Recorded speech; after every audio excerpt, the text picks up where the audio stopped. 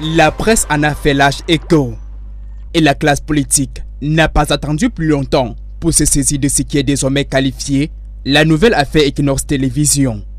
Incongruité indigeste en République, c'est en ces thèmes que Jean-Robert Wafo, cadre du Social Democratic Front SDF, qualifie les sorties du ministre de l'administration territoriale Paul Atangandji, instruisant le Conseil national de la communication, ainsi que les autorités administratives de la région du littoral, de procéder à des enquêtes administratives et de prendre des sanctions contre certains professionnels d'Equinox Télévision.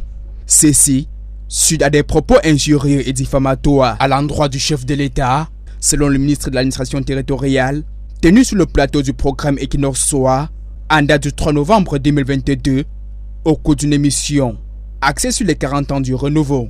Quand on veut être excessif et les propos ne sont pas de moi, je vais les répéter en les mettant entre les guillemets. Et ça n'engage pas votre plateau, M. Serge Alain Outou.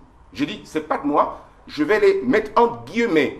Que M. Biya est l'une des malchances que le Cameroun ait connues.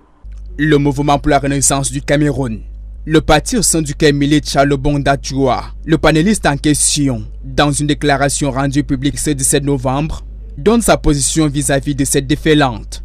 Les instructions du ministre de l'administration territoriale laissent transparaître, selon le MRSI, de menaces graves aux droits et libertés au Cameroun. Pour le parti du professeur Maurice Kamto, le pouvoir en place ramène le pays aux heures les plus sombres de son histoire par la négation des droits, tant individuels que collectifs, civils et politiques, une presse bâillonnée, la liberté d'expression, d'opinion et même de pensée tuée à petit feu.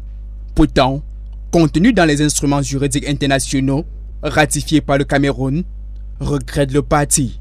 La charge contre Equinox Télévision, une curiosité, tant sont nombreuses les déclarations qui appréciées à la même aune sont sans comparaison avec celles reprises par Ndachua Charles, peut-on lire dans la déclaration.